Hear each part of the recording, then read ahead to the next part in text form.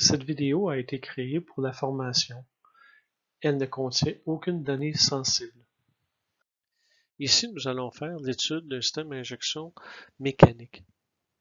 C'est un vieux système, pouvant dater même des années 60 ou 70, mais c'est vraiment la base. La différence entre un système à injection électronique et mécanique, c'est tout simplement que celui électronique peut être momentané, c'est-à-dire qu'on peut l'envoyer carburant au moment même où la soupape d'admission ouvre, tandis que le système mécanique va envoyer du carburant tout le temps, tout au long de notre cycle, même en phase échappement. Mais il faut bien se rappeler que le carburant va arriver avant la soupape d'admission. Donc, lorsque la soupape d'admission va ouvrir, le carburant va couler avec l'air dans la chambre à combustion. Donc, le système à injection, bien sûr, a besoin du système de carburant de l'avion, mais sur le moteur, le système lui-même a besoin d'une pompe mécanique qui est entraînée par le moteur, un contrôle de mélange, donc un côté air et un côté carburant, un distributeur et le nombre d'injecteurs nécessaires pour chacun des cylindres. La pompe est entraînée par le moteur.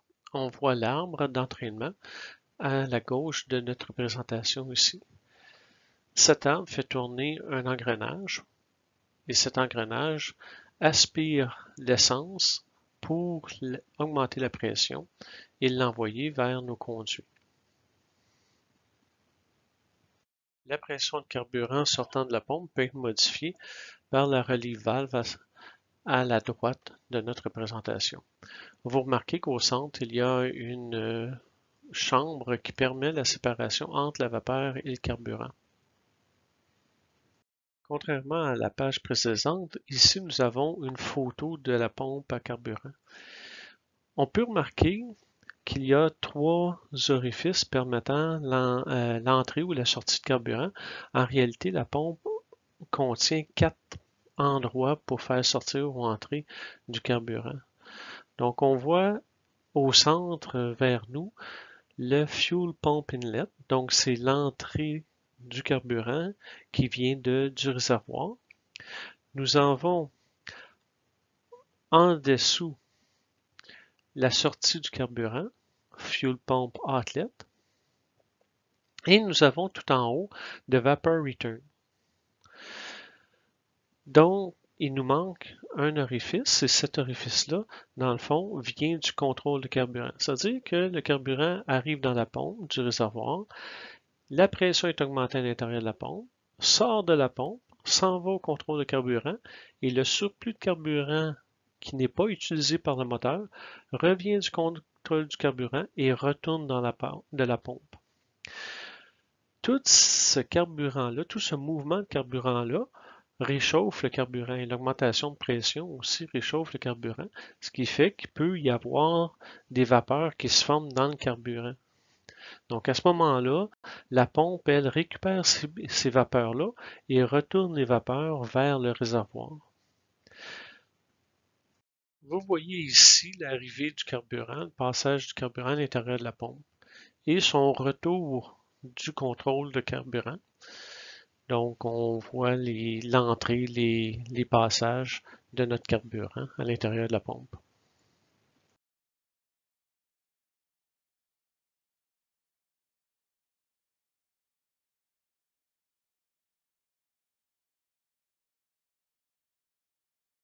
Ici, nous avons la représentation du contrôle de carburant. Le contrôle de carburant comprend deux sections, une section air et une section carburant. Donc, vous avez à gauche la section air de contrôle air, tout simplement le papillon, et à droite, nous avons le contrôle de carburant. Faites à noter que lorsque le pilote bouge le bras de puissance, il va bouger le papillon et en même temps, il va bouger les valves que vous voyez sur le contrôle de carburant.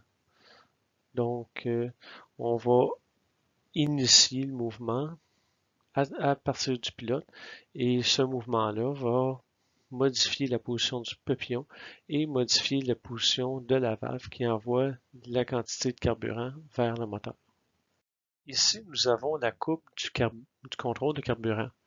Donc, vous voyez les deux manettes en bas, une à gauche, une à droite. Celle de gauche, c'est le levier de puissance et celle de droite, c'est le levier de dosage.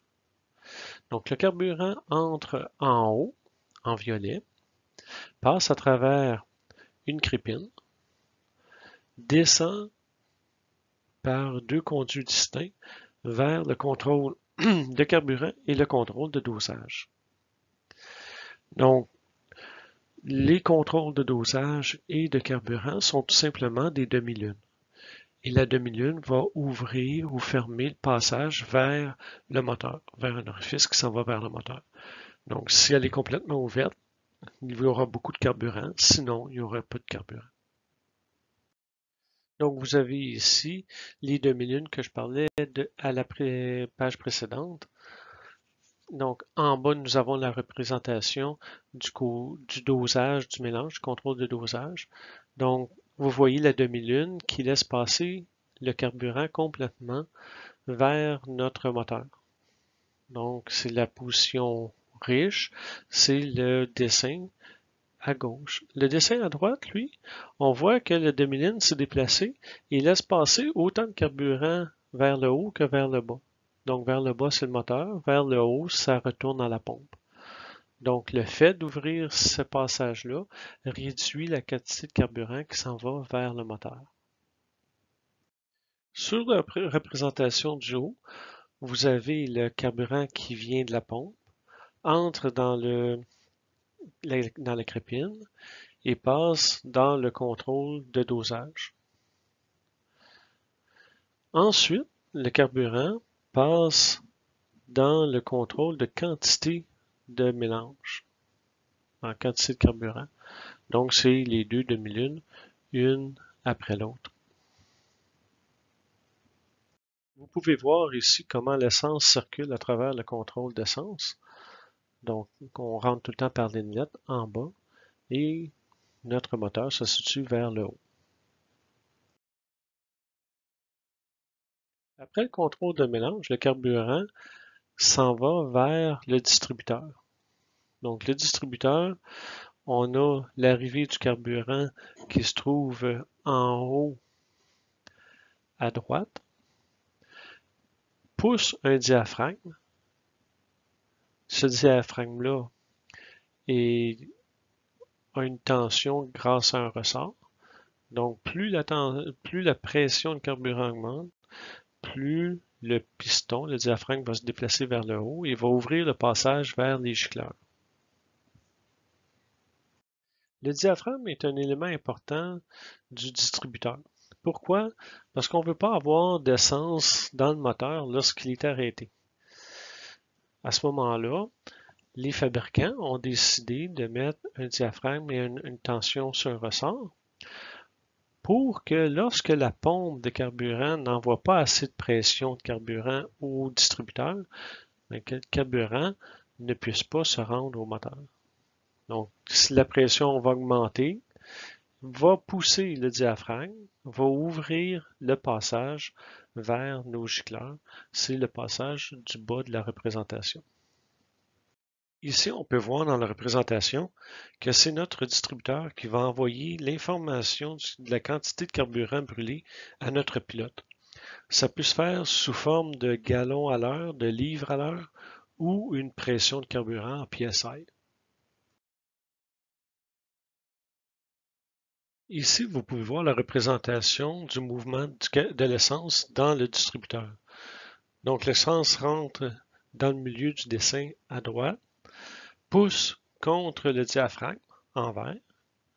En orange, ça permet à la bille de descendre. Et à ce moment-là, les flèches rouges représentent notre pression de carburant qui s'en va vers les gicleurs.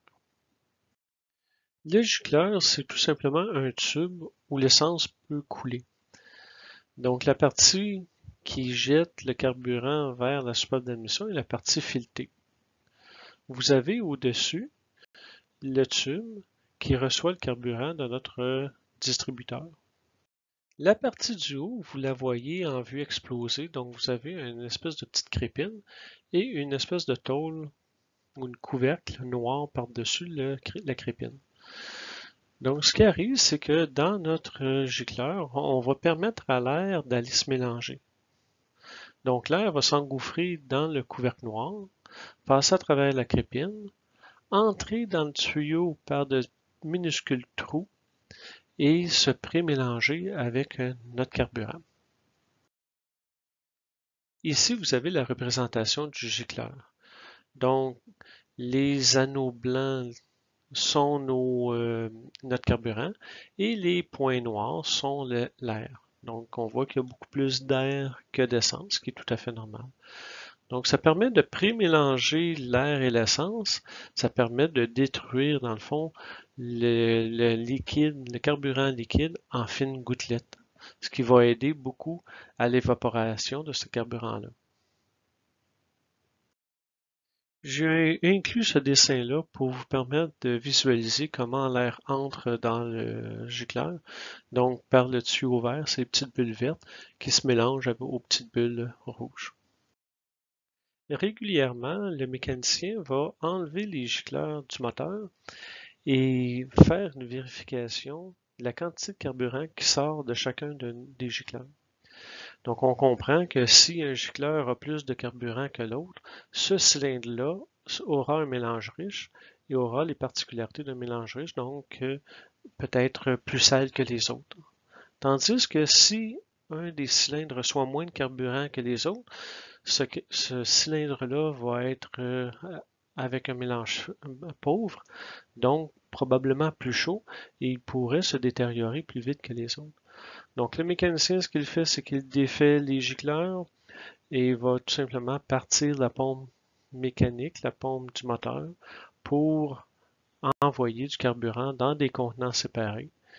Et il va normaliser, dans le fond, le niveau de carburant recueilli. Voici une représentation complète du système de carburant. Donc vous voyez, le premier élément à droite, c'est la pompe qui reçoit le carburant du réservoir. La pompe envoie une pression de carburant vers le contrôle de l'essence et on envoie une indication au pilote de la pression délivrée par la pompe. Ensuite, le carburant s'en va vers notre distributeur et un autre indicateur va permettre au pilote de connaître la quantité de carburant qui va être brûlée. Et ensuite de ça, le carburant va sortir du distributeur pour aller vers les gicleurs. Faites à noter que tous les tuyaux des gicleurs ont la même grandeur. Pourquoi? Pour éviter d'avoir des dosages différents dans chacun des cylindres. Donc, si la grandeur des tuyaux est pareille pour tous les cylindres, la pression à l'intérieur des gicleurs va être égale sur tous les gicleurs. Donc, ce que les mécaniciens font, c'est qu'ils font tout simplement une loupe pour permettre d'avoir la même grandeur de tuyau. Cette vidéo a été créée pour la formation. Elle ne contient aucune donnée sensible.